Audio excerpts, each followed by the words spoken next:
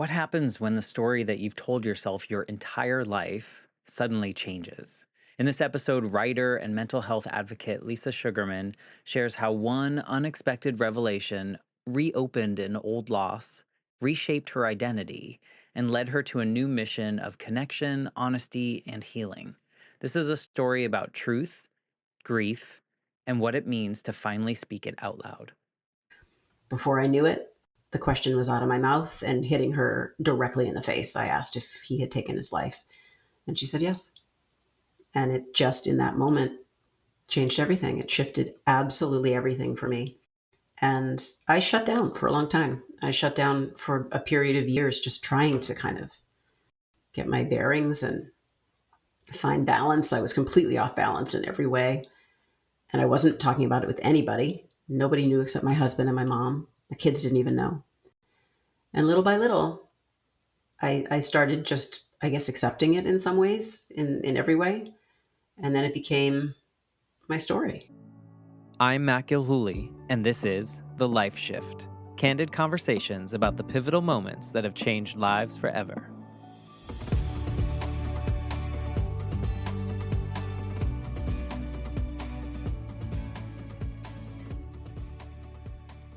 Hello, my friends. Welcome to the Life Shift podcast. I am here with Lisa. Hello, Lisa. Hello, Matt.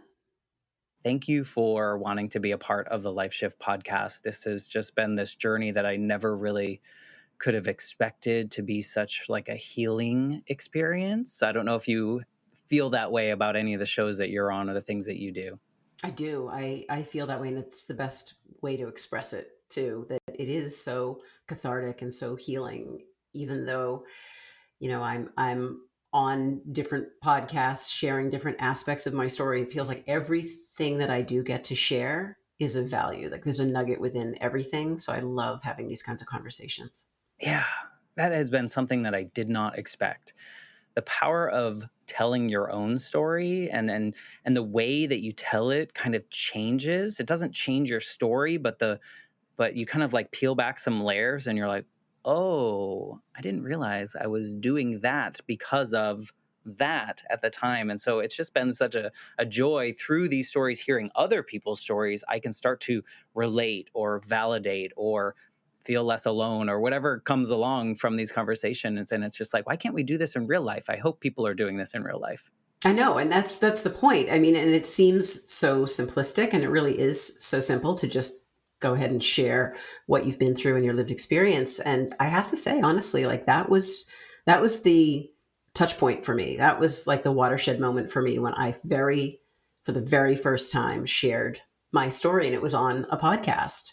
And I never intended to be talking about my story or this experience or how my life has changed. I never expected it. And it led to everything that I've done that I'm sure we'll talk about in bits and pieces today. But it led to another world for me almost completely. That's beautiful. I think when you said that, sharing your story for the first time, I think for me too, when I was 16, I first shared like publicly in a paper at school, like in an English class, about how I had lost my mom when I was 8 and how that affected me. And it was like the first time that I had kind of cracked open. I think I had pushed everything down for about 8 years.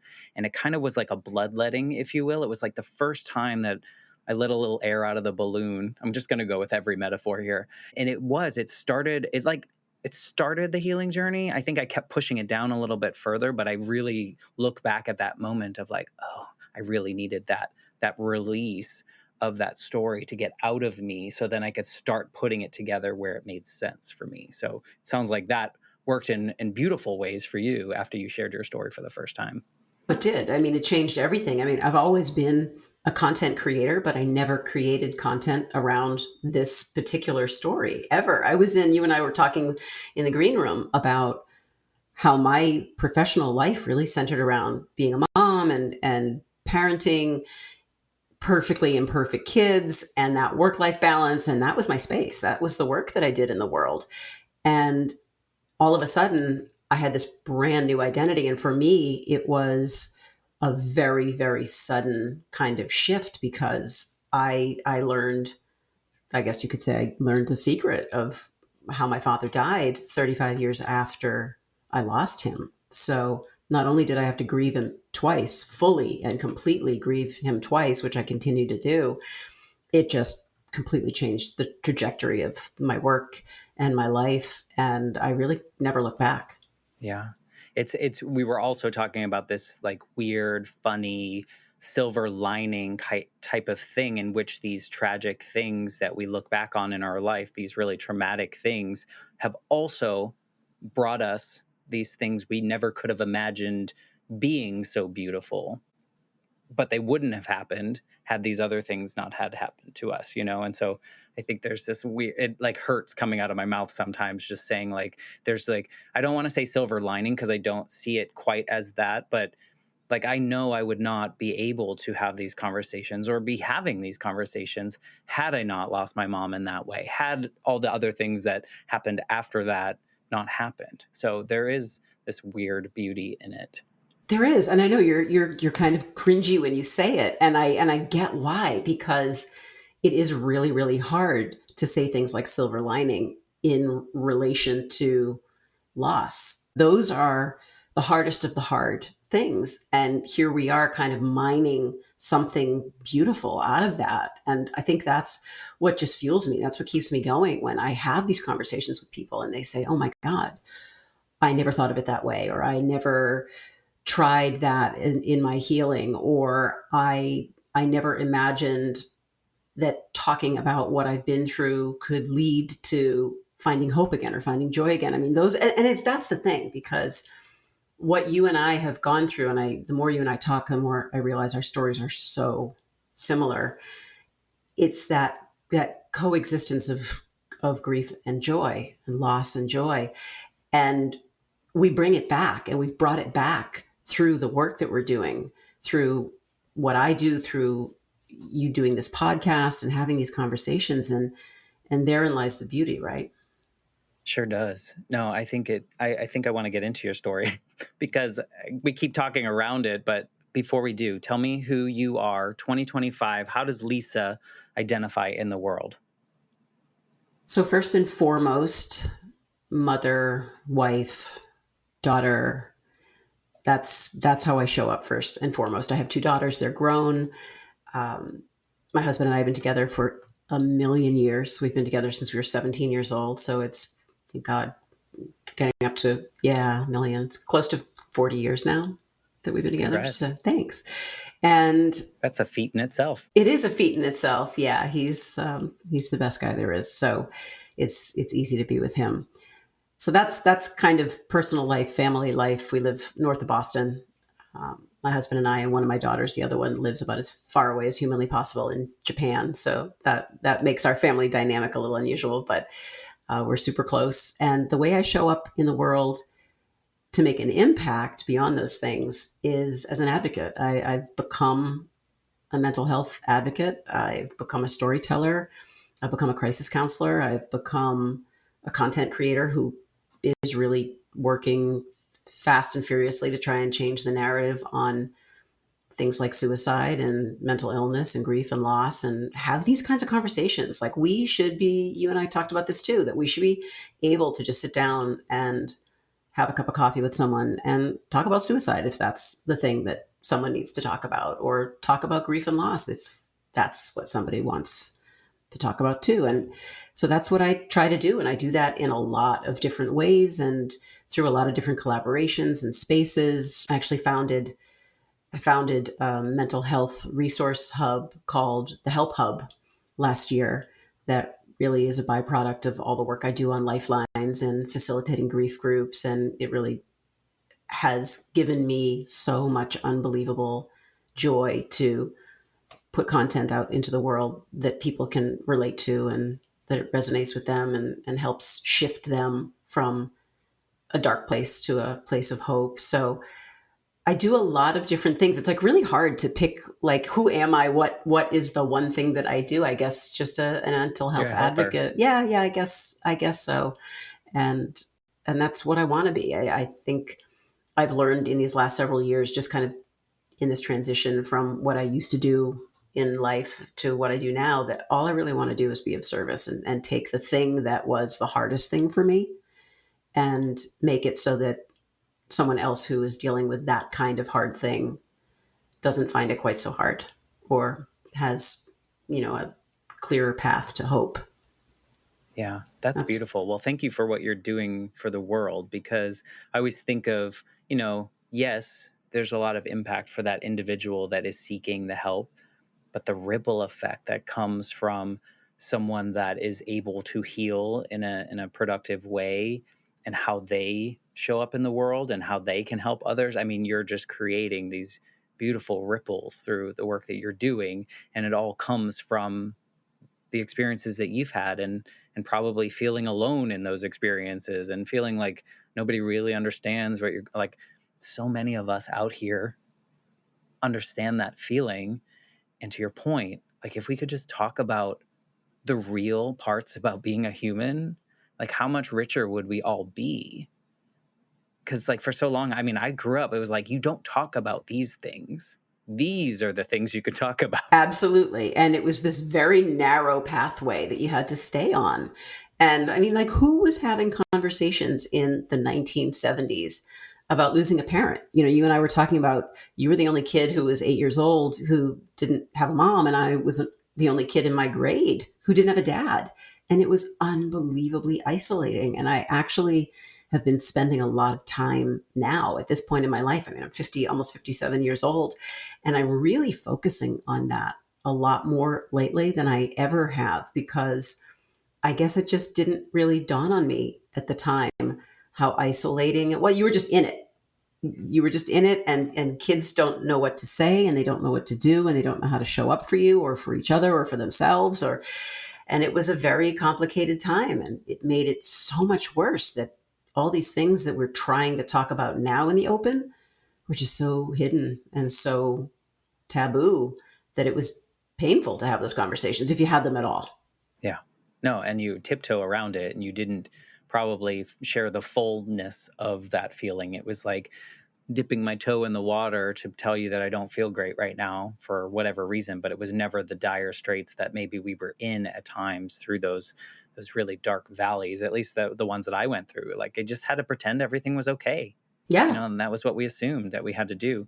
So I say all that to say thank you for what you're putting into the world now, because now others won't have to feel that way. And it's just like, I think of the younger versions of us and going, oh, that would have been nice, but here's what we can do now. Well, that's the thing. That's exactly it. And it's, to me, all about making an impact now, all about giving value to this thing that I went through. Like, you're doing this on this podcast, you're doing the same thing. You're giving value to what you had to deal with as a young child without a roadmap in the dark. I mean, and that's pretty much what we had to deal with. And so now, if some of the resources or the content or the videos or podcasts that I do can touch people, can make people feel less alone. Like, there's a loneliness epidemic aside from everything that you and I are talking about. I mean, that's just the state of the world right now, unfortunately. And then you add in issues around mental health and wellness or mental illness or loss or grief, and it just compounds that feeling of loss where you just,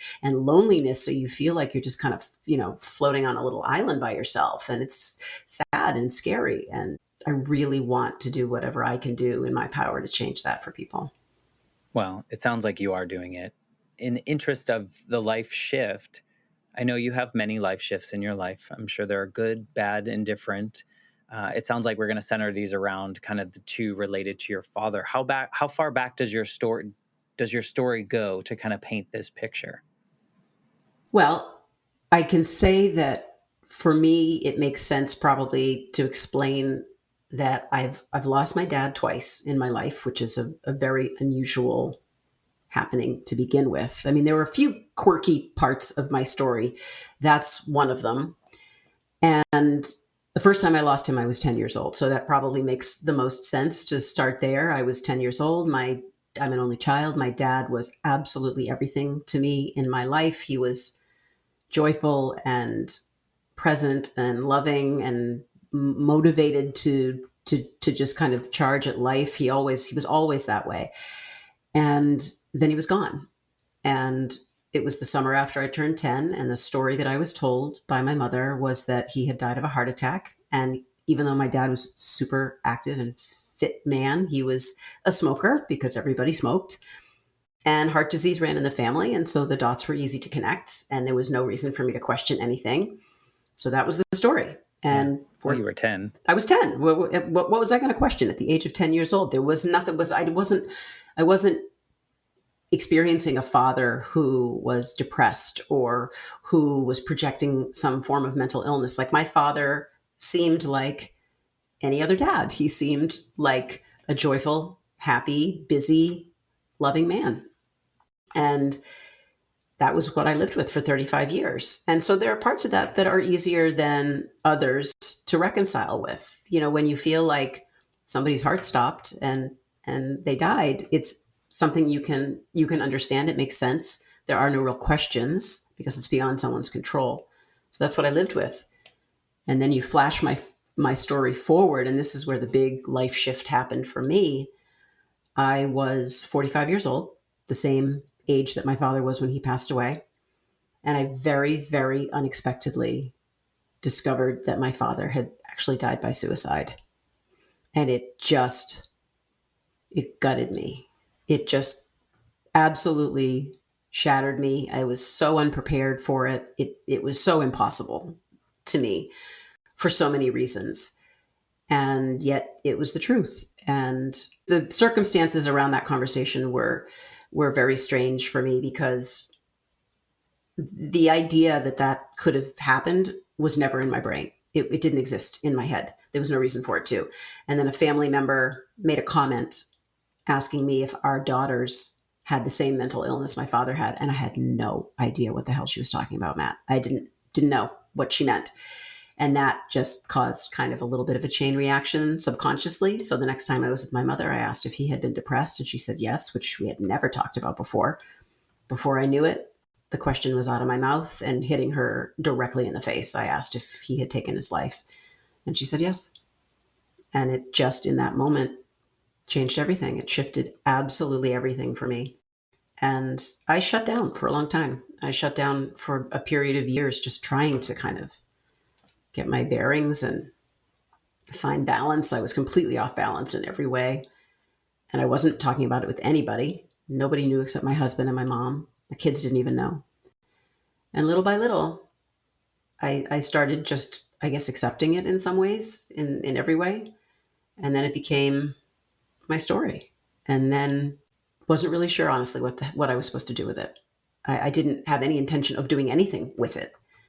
And then all of a sudden, out of the blue, I decided I needed to acknowledge it somehow, because I've always been a writer. So I wrote about it and I posted something about it. And someone reached out to me, a podcaster in Canada reached out and said, "Hey, I found your story really compelling. Do you want to come on my podcast?" I had never even considered it. What is a podcast? It's called Suicide, Zen, and Forgiveness. Yeah. And what is a podcast? That was basically it, because this was about 11 years ago, or 9 or 10 years ago at least.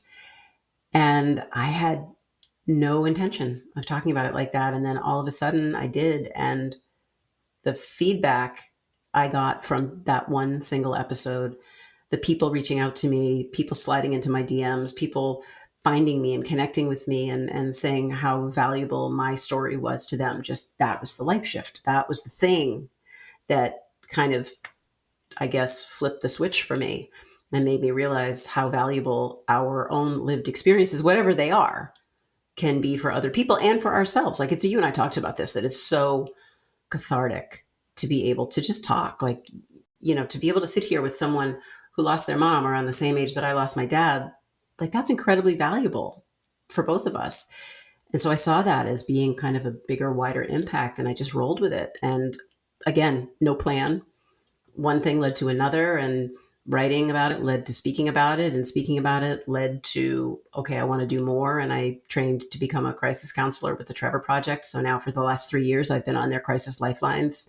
Every week I'm taking calls from people who need help and need Need someone resources. to listen. Exactly. And then all these other beautiful things. I have my own podcast now called The Survivors. It's fascinating to me listening to your story of 35 years of grieving your father in one way, of feeling this absence. He was taken from you, right? Like that's kind of probably maybe the feeling you had as a 10-year-old, like Absolutely. Yeah. this disease took him, the heart disease, I should say, took him in that way. And then so you kind of come to terms maybe as you're moving through this grieving world. It took me 20 years to grieve my mom, and that was an accident, not the grieving part, but the how she died. And but then I think this 35 years, so you've like done all this grieving, you've kind of moved into this space where you're like, yes, my father died when I was a kid. I feel good. I'm moving into the world, this, and then all of a sudden, all that unravels. Or does it? Does it create like a second timeline, or does it unravel everything that you've done and now you got to start from zero again?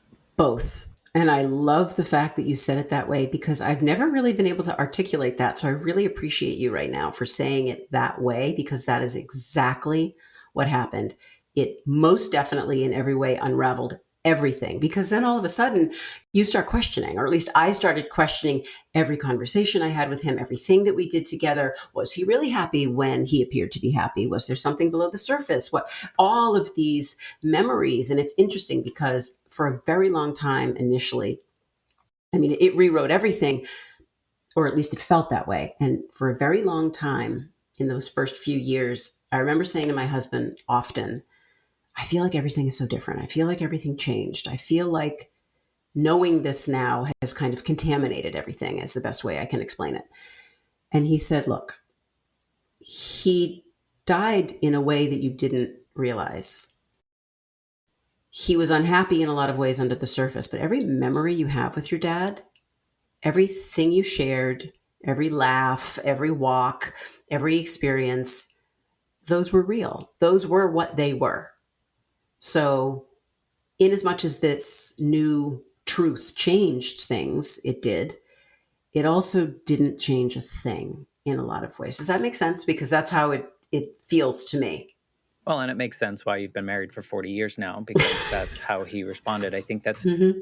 it's very true. I think from someone that has lost someone at that age, the memories before, like I'm trying to put myself in your position. I think what would happen for me is I would have felt like I grieved incorrectly. I'm very type A, so everything is right or wrong.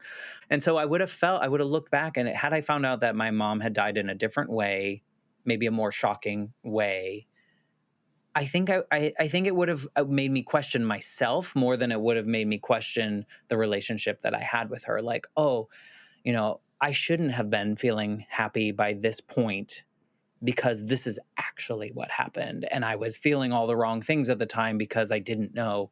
Did any of that play in? Like the after grief part?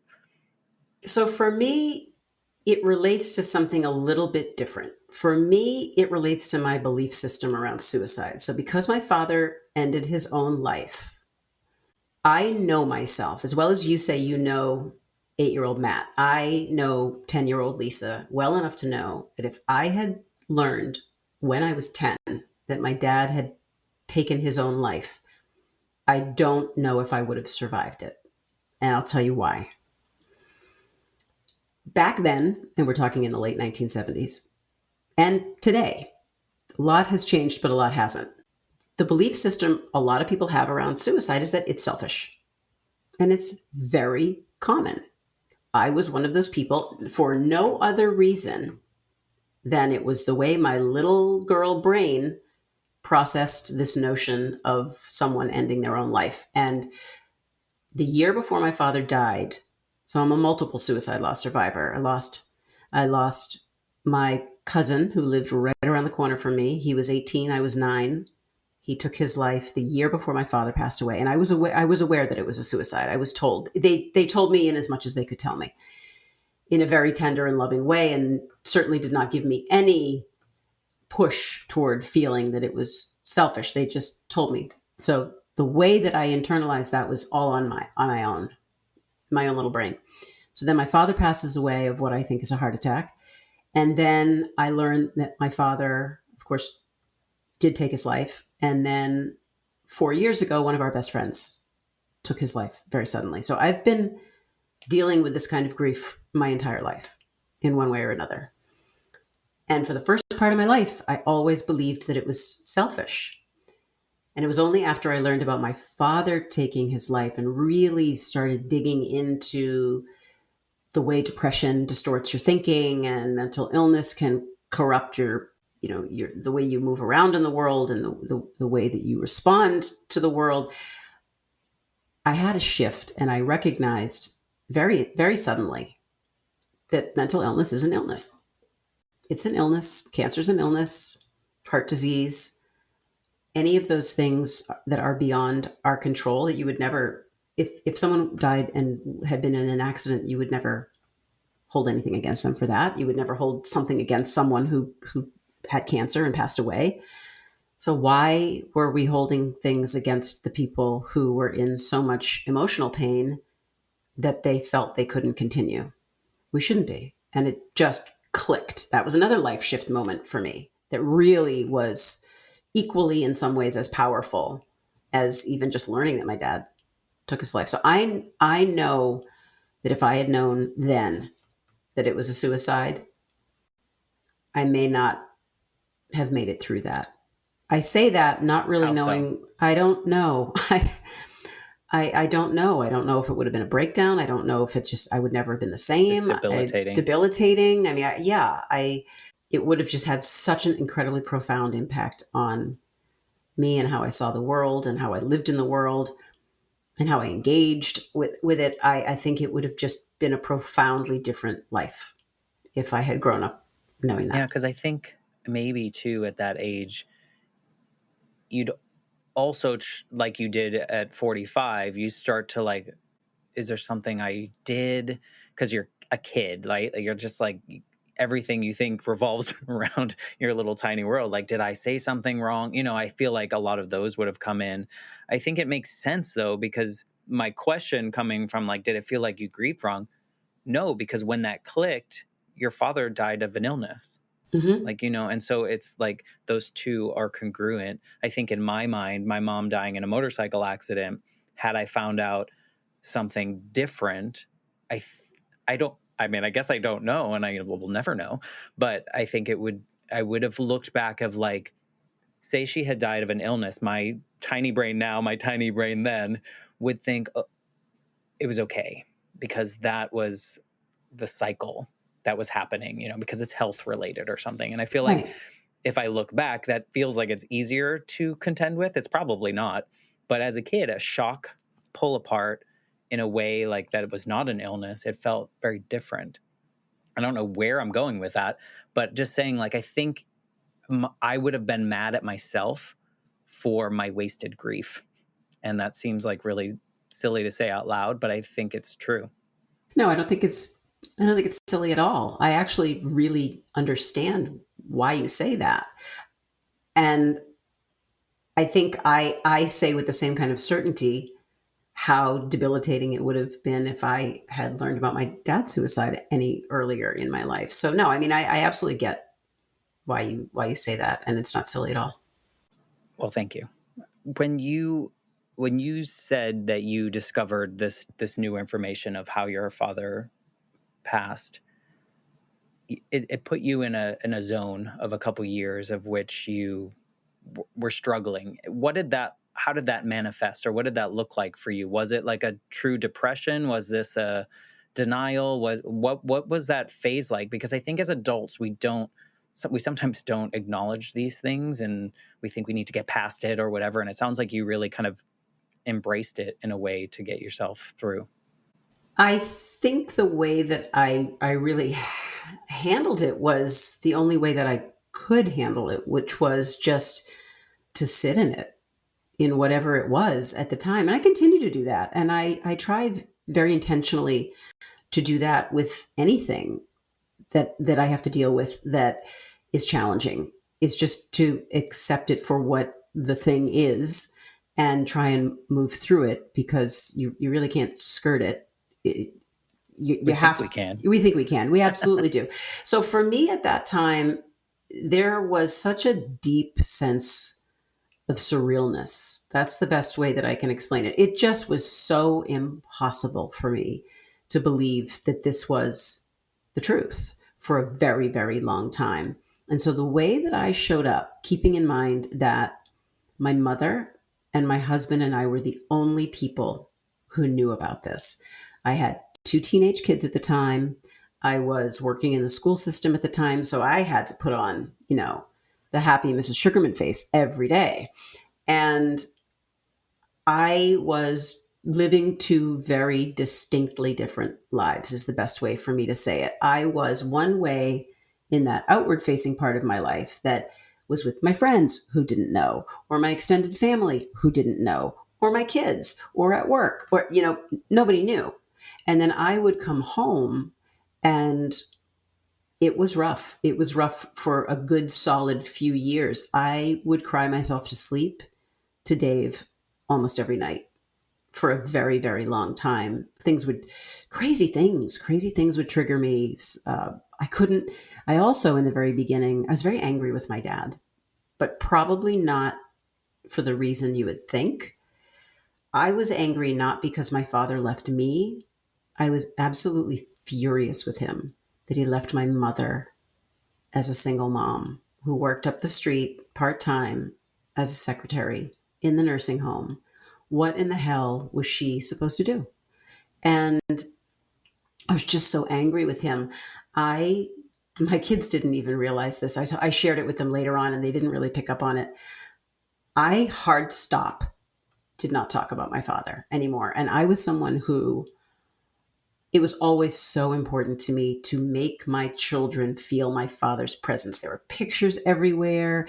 Any place we went, we happened to live in my hometown, so everything had a memory attached to my dad, and I would share everything all the time, even though they'd heard it 75 times each. I would do that because I always wanted them to feel like they had a sense of him and that they knew him, and it was more than just their mom talking about their grandfather. I wanted them to feel his presence. I couldn't look at his pictures. I couldn't talk about him. And I really just, I lost him. I lost him for a while. And it wasn't until I realized that there was absolutely nothing to forgive. My mother never harbored a second's worth of resentment toward my father.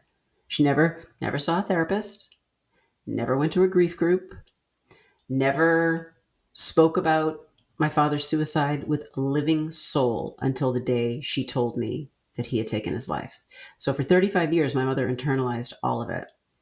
And I'll tell you, it was ultimately a gift to me to find out. This is one of those weird times where we say something like really super positive came out of this really terrible thing, but it's true because when I found out the truth, number one, I was never resentful of my mother in any way. I was nothing but grateful that she spared me from that. But I was so incredibly grateful that now I could hold space for my mother. Now I could let her share with me what she went through and what did it feel like and where was your head at and your heart at and all those things that she had kept quiet. So that's how it was for me in the beginning for a very long time. And then I feel like I kind of moved through it, and I guess it must have been the right way for me because ultimately I found peace. And there's things that you're always left with, like the why. I'll never know the You'll never full get that extent of answer. that. No, and I struggle with that sometimes. I really do, but that's part of my type A personality. I need to know how things line up, and sometimes you can't. And that's been a good exercise for me in realizing that sometimes you just don't have the answers. You Most have of to, the time. yeah, yeah, right. Especially with life. I mean, it's really hard. Sometimes we think we're making decisions for a particular reason when the deep-seated reason is totally different, and so we convince ourselves of all these things. And it sounds like this journey was definitely needed, not something I knew how to do until I was probably late 30s, of just understanding that, like, I got to sit with it. Like, it's not something I've been brushing it under the rug for 20 something years. That wasn't working because it's still here. So, it's like you have to sit with it and feel it and understand it, and understand that it's okay to feel however you're feeling. Like if you're mad at your father, like I guess on the surface we could say you shouldn't be mad at him, but it's okay if you are. I needed to be. You needed to be. You needed Mhm. that part of your process, and it was justified. Like it was a justified thought. It wasn't like Absolutely. right, and you had to work through these things. Where on that journey did you find your way to, like, was it when you understood that suicide, I mean, it was like a mental illness, it was a result of a mental illness. Was that the click where you started feeling differently towards your father again? Was that like the thing that pushed you back towards the love?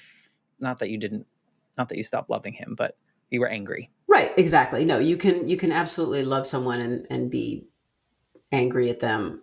That was definitely the moment. I can't tell you the timestamp. I don't I want the remember. day, I know you please. do. Day, hour, minute. I just remember that it was a few years after, and I remember just being, because suicide is such a wild animal. It's such a nuanced kind of experience, and there are so many parts of it that just don't exist with any other kind of loss. They just don't exist. That's just the reality of it. You don't have the why. If somebody dies of a heart attack, you don't get stuck on the why because you understand their heart stopped. If someone has cancer, you don't have lots of unanswered questions. You don't necessarily feel guilt. You don't feel shame. It's things like that. So I spent a lot of time dealing with those feelings, and it sucked. It absolutely sucked. Did you research? Did I you did. like That's to get you? Okay. that's I'm glad you said that, because that's what I was coming around to, was to say that all of a sudden I remember I was not like a big YouTube person. I think that's actually what kind of got me into YouTube, to be honest with you, because all of a Very sudden, uplifting. yeah, right.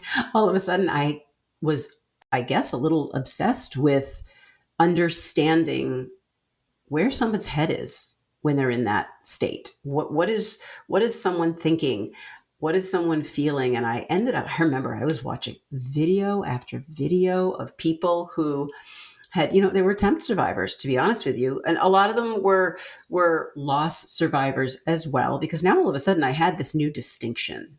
I had this new label. I was not just who I was. I was this other thing. And I didn't know how to be that thing. And I didn't know what being a survivor was. I didn't know what being a survivor meant. I didn't know what I was supposed to do, how I was supposed to behave, how do you talk about it.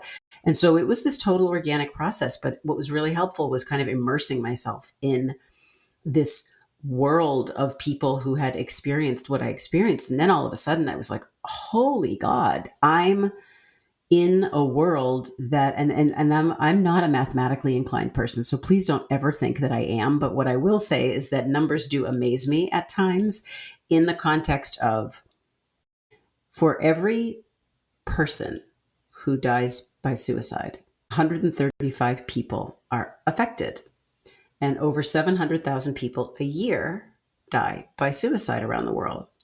So you do them simple math, and now you're talking over 94 million people a year are in That doesn't sound some like simple math. way. It's totally simple math. It's the most advanced math that I have the capacity to do. So that's all you got.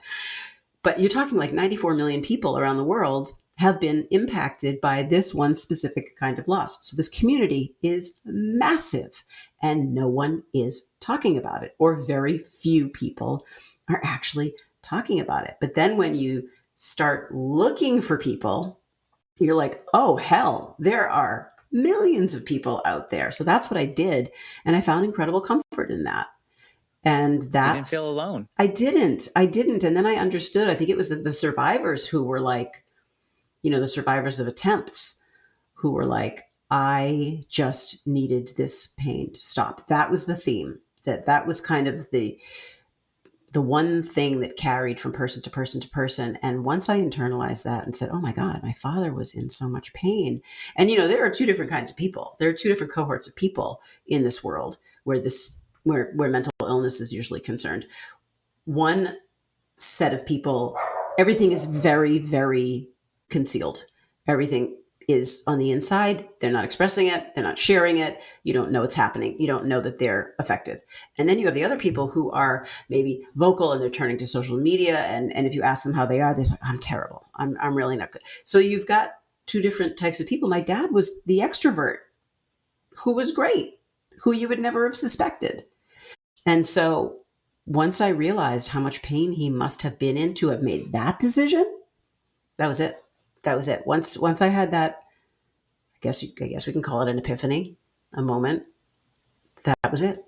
And I never felt differently after that. Did you start talking about him again? Oh yeah. Oh yeah. I remember, I do have this one memory of, I'm a big journal person. I've had a journaling practice my entire life, ever since I was a little kid. And I remember shortly after kind of having that revelation, being in a moment in my journal where I was sharing that. I was putting that words to that feeling. And I just remember all of a sudden I just looked down and the page was covered in tears, and I was sobbing because I felt so guilty for holding something against him for so long. And then, then I really did kind of snap out of that quickly, thinking, okay, give yourself a little bit of grace here. This is all brand new to you. You didn't know.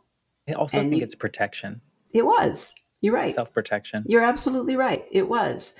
And so it was in that moment that everything began to shift for me. And then I was like a runaway train. Then I was like, okay, what can I do? What orgs can I get involved with? What platforms can I be part of? What work can I do? How can I make a bigger impact? And so it was just a domino effect. Just one thing led to another and another and another, and it continues to be that way. And I have a terrible, terrible problem with saying no to people and things and requests. I've been better. Really, in the last couple of years, I've worked in with my therapist very intentionally. She laughs at me because she knows how committed I am now to actually having boundaries, and not just saying I have boundaries, but actually, executing. And I think it served me well, though, in the beginning, when I was just like, yep, I'll come on your podcast. Yep, I'll write that article. Yep, I'm going to do this thing. I needed it. I needed it. And I continue to need it because, when you find the thing that you believe you're supposed to do, you just want to do the thing. Yeah. I think the part of your story is like the community that you found in this terrible space. Like it's not a community anyone wants to be a part of, right? But when you do find it, it's not that other people have gone through the same thing, but they understand how you're feeling. They understand that you were mad at your dad. They understand, and other people that haven't had these experiences can probably easily go, well, why would you be, like they would just question the way that you're feeling. And sometimes we can't explain why we feel a certain way of like about the loss or about how things have happened unless they've experienced it themselves. And so the power of community and kind of the whole reason that the life shift exists is like, I think of the 8-year-old Matt, if he had been able to hear people have conversations, grown-ups have conversations about losing their parents at a young age, and here they are successful or talking about their feelings or, like things were okay. I think of that 8-year-old and go, oh, I wouldn't have been so scared of life because I don't know if this happened to you, but my mom was ripped from me suddenly, right? She died in an accident. And at that moment, I looked around and all the adults in my life wanted to see if I was okay. So I assumed I had to be perfect because if I wasn't perfect and they saw that I wasn't okay, they might leave because my mom left.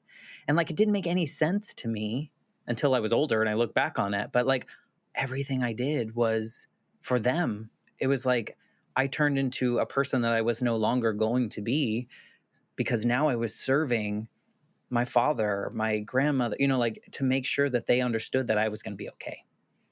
And nobody understands that I unless they I hear I it. under I understand it, Matt. I understand. I want to hug you right now so badly because I understand it, and I have to tell you that you and I had very, very similar experiences. So we both lost our parents really suddenly. We both lost our parents within a 2-year age range of each other.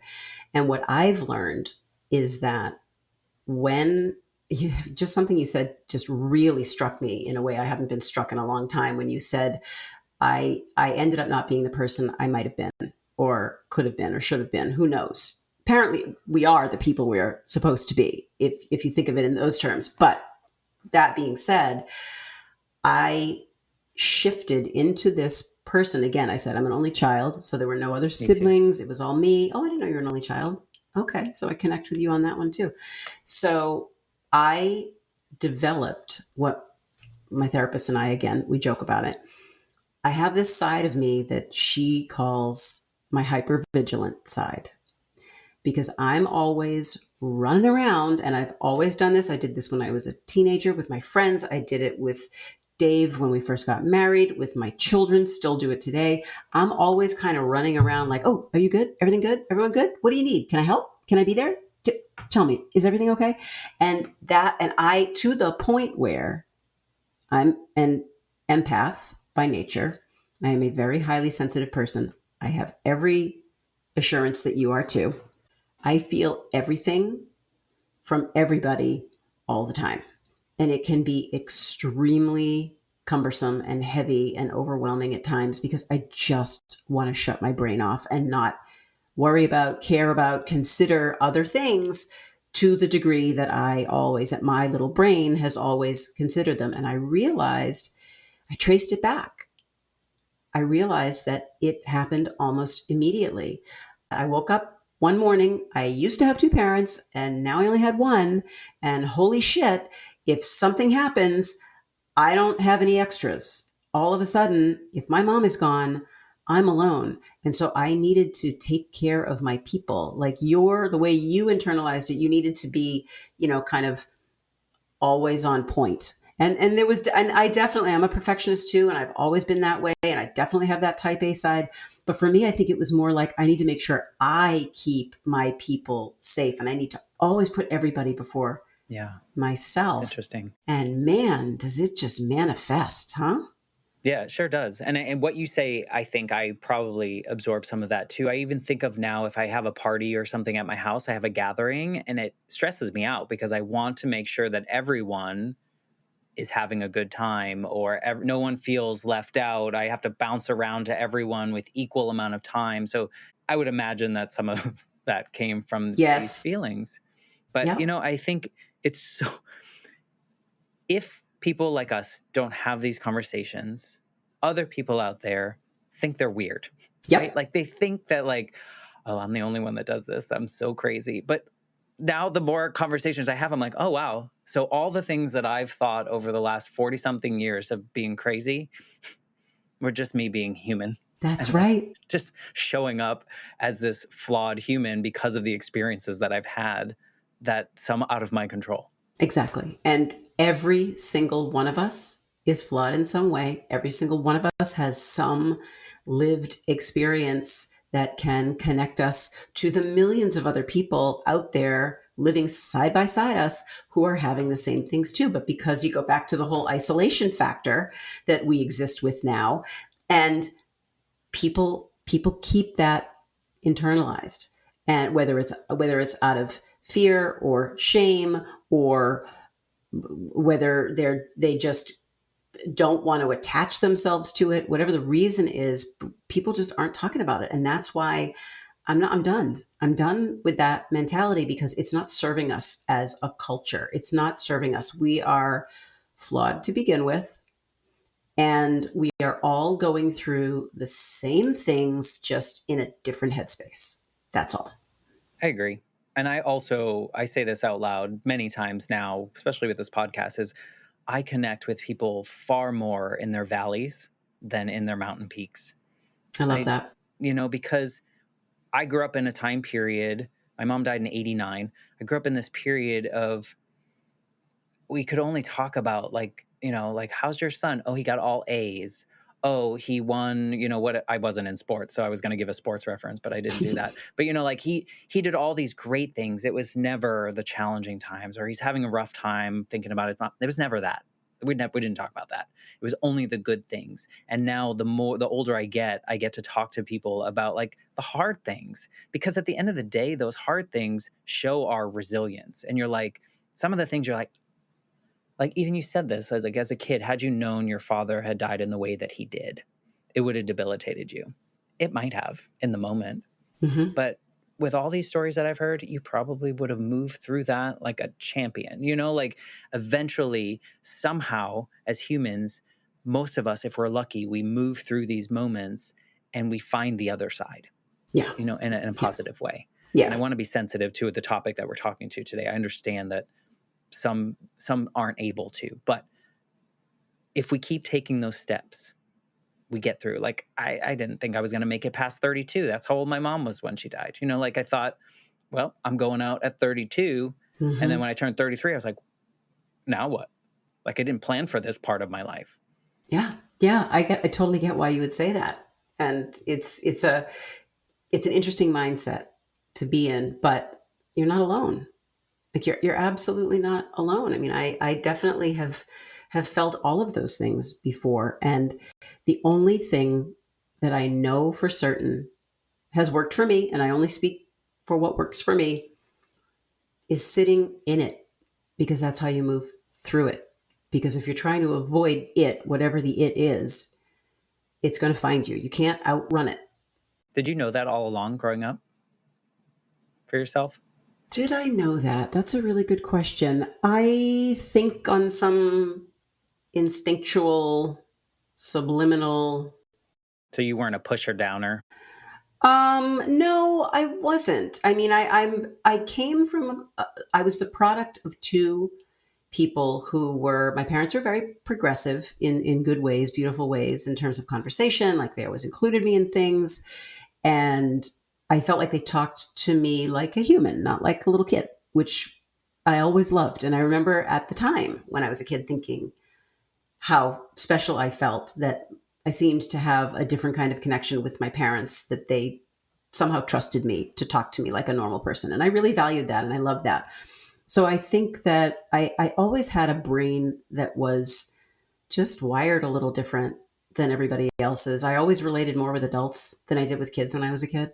I just did. I just was always thinking the deep thoughts when I was a kid. So I mean, I don't know if I was really super conscious of the power of sitting in it or moving through it or talking about things. But I think maybe in some unconscious way, it was hardwired into me. So it served me in that way. I only asked that because I didn't learn that until like my 30s. I think I was running from grieving my mom properly, whatever that looks like for any person. But it really took me to like early 30s to like start sitting in it and start acknowledging it and acknowledging my part in that grieving process, and not that it's like one and done kind of, where everything before that felt like I should be able to flip this switch and it should be done. And it was like in my 30s where I was like, nope, my mantra is very similar to yours now, is like, however you're feeling at any point in time is okay, Hmm. because that's the human experience. And so if I'm mad, I'm going to acknowledge it and that's going to pass eventually. Or I have the tools. Or if I'm sad, I have the tools. I know it's going to take X amount of time to get through it, but I have to acknowledge it and not mask it or push it away or pretend it's not there. Right. So it's very Right. similar to kind of sitting in it, if you will. Very much so. Yeah, I think it's very similar, and these are the things that people need to understand and need to recognize, and that's why the more of us who are out here talking about these things so openly and sharing these hard parts so willingly, that's how we change. It's a grassroots effort. That's how we change the narrative and the dialogue and the mindset, and make it easier for everyone else who has to go through these hard bits, because there's never a time when everything just levels out No, and we're just okay, we're good now forever. It doesn't happen that way. no, It's damn. I Yeah, was I'm sorry, hoping. sorry, Yeah. I wrecked Here's that to you too. hoping. Uh, do you like, it seems like you're pretty evolved in the way that you're feeling now about this experience and losing your father twice in your experience. Knowing all the things you know now and the people you help now, like what would you say to Lisa who just found out, like the second time, like found out how your father really died? Would you tell her anything? Yeah, I would. And I've actually written about this. I've written just privately in journals about this. I would just, it's funny. I have a picture. I'm looking at it off camera. It's a picture of me and my dad. It's one of the only ones that was ever taken of just the two of us.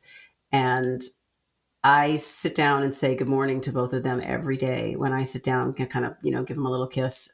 And there are times when I'll actually have a full on conversation with that little girl with the crazy ass hair. I don't really know what that was all about, but I have had conversations and I've written about it and said, you know, you didn't know what you didn't know. And it is as simple as that. There's no blame. Dad wasn't leaving you and he wasn't leaving mom. He was just a guy who was really in pain and he didn't want to be in pain anymore. And I can't fault anybody for that. So I think I would just tell her, I would have said to her, start talking sooner, start reaching out sooner. But I'm just grateful that I did, even though it happened a little bit later in life for me. I am grateful that I know. And that might seem weird to some people. Like, how could you possibly be grateful to find out that your dad actually took his life? I just always had some kind of weird sense that I had some wiring that was so different than other people. I didn't think I was depressed. I didn't want to end my life. It wasn't like that, but there was something about the way that I carry the weight of the world that I just had a knowing about myself that I was wired differently. And I can't explain it. This is one of the things you talk about, like just a feeling that you can't possibly express so that other people understand. Here's mine. I learned that my father was mentally ill. I don't really know what that means because there was no conversation about it. It was discovered after he was gone. So I don't know what that really meant. But I knew what I was and I knew what I wasn't the day that I found out that my dad took his life. I knew that maybe because look, trauma is inherited, DNA is inherited, mental illness is inherited, all those things trickle down. And I knew that there was some part of him that was in me, but it wasn't that part. And so if it makes any sense, there was this weird peacefulness about learning, okay, so that is what he was dealing with and that is what really happened. And you're okay. He wasn't, and that sucks that he wasn't. And I wish that he could have been. I wish he could have found the help. I wish the lifelines were running when he needed it, which is why I'm on lifelines today. But it was clarifying in a lot of ways. And I was just grateful, like I said, and I mentioned this a while ago, that I'm just grateful that I can be there and my mom can kind of walk the walk together now. And we've been in this absolutely beautiful 11-year long conversation Oh, I bet. that I can't that imagine what it feels like for her. yeah, it was hard for her in the very beginning, knowing that I'll never forget that first day when it really came out. She was never going to tell me. She was never going to tell me. She didn't want to hurt me.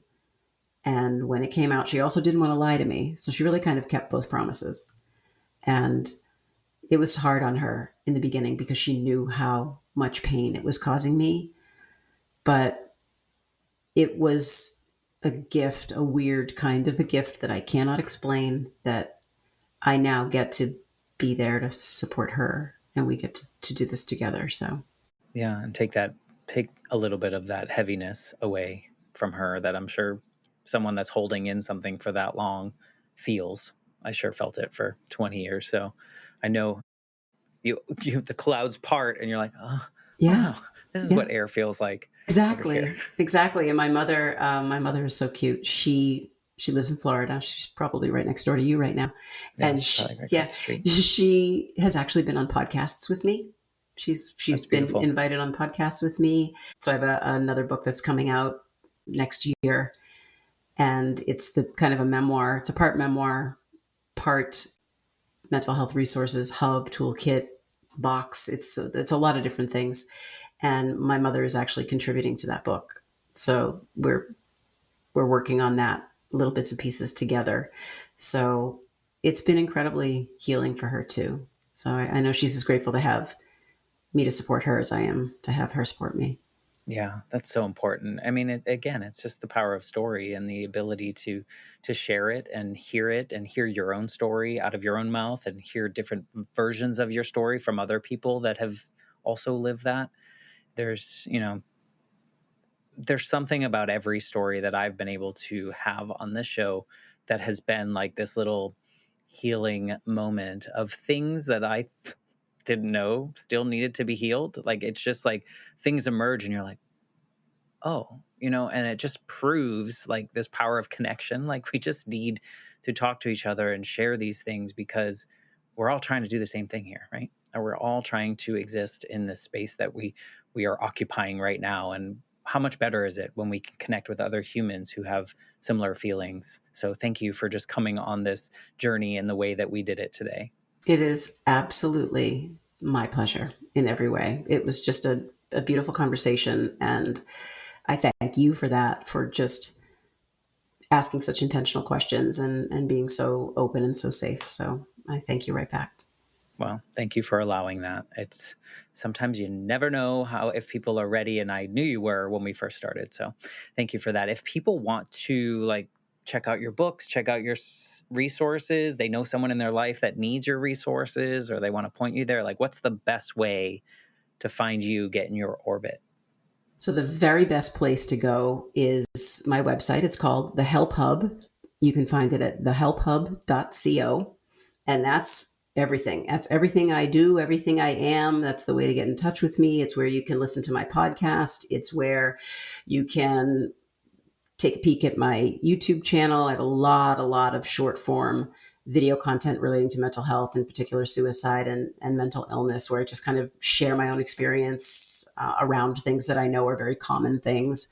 And then all my columns, I wrote a column for, God, probably a dozen years. All of my archives are there, all my books are there, and my story is there. And then a humongous platform of mental health resources and tools. That's what the Help Hub is. It's a place for people to find the help that they need when they need it most, no matter what community you're in. It's kind of the one stop shop for anyone, whether you're, part of, the BIPOC community or the Latinx community, or you're a parent with a teen, or you're in the elderly community or the queer community. Like that's by design a place that has something that fits everyone's unique needs. So you can find me there, and all the socials are there. So I yeah. love it. Well, I will certainly link that in the episode description.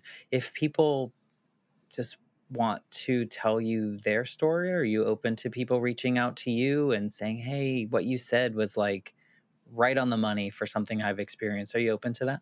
I am not only open to that, I would be ecstatic if that happened. And there is a feature on the Help Hub where you can reach out. It's a simple, super easy little form. You just throw your email in and you can tell me whatever it is that you want to tell me. And I am very fortunate that I have had so many beautiful messages from people coming through all different ways, but coming through my website in particular, just sharing stories or sharing something that resonated, whether it was a video or it was a book or it was a conversation. And that means more to me than you will ever know. And I have responded to every single person in all these years who has ever taken the time to reach out to me. So I consider that a gift, and I would love that. I encourage anyone listening now, if something resonated with you, just please drop Lisa a note, even if it's just something that you connected with. The biggest gift you could give us, though, is if you know someone in your life that might need to hear this conversation or the Help Hub resources or whatever it may be, please share with them. I think, we're here to share our story with each other, to connect in this way, but also in hopes that other people, the young Matt, the young Lisa, are hearing this and know that they're not alone in their circumstances. It might be a different circumstance, but they're not alone in it. So thank you for being listeners and being a part of this journey with me. And thank you, Lisa, for coming down this road today with me. This is the only road that I wanted to be on today. Well, I appreciate that. And I never know how to end these things. So I'm just going to say goodbye, and I'll be back next week with a brand new episode.